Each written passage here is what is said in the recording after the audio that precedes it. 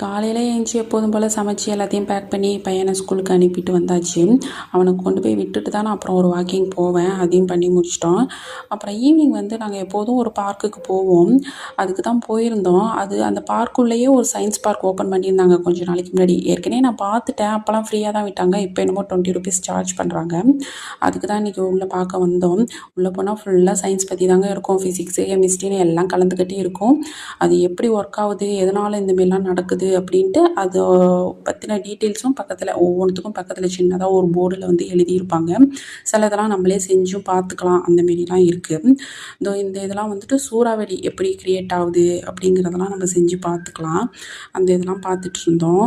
அப்புறம் கெமிஸ்ட்ரியில் வரும்ல அணுக்கள், மூலக்கூறுகள், அதோட நம்பரு, அந்த இதெல்லாம் கொஞ்சம் அதுக்கு தனியாக ஒரு போர்டு அதெல்லாம் வச்சுருந்தாங்க. அதெல்லாம் பார்த்துட்டு இருந்தேன்.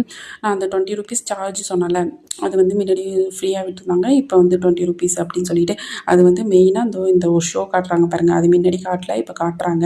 உள்ளே போனால் குஷன் சீட் என்ன, ஏசி என்ன அப்படின்ட்டு தேட்டருக்கு வந்துட்டோமா அப்படிங்கிற அளவுக்கு இருந்துச்சு.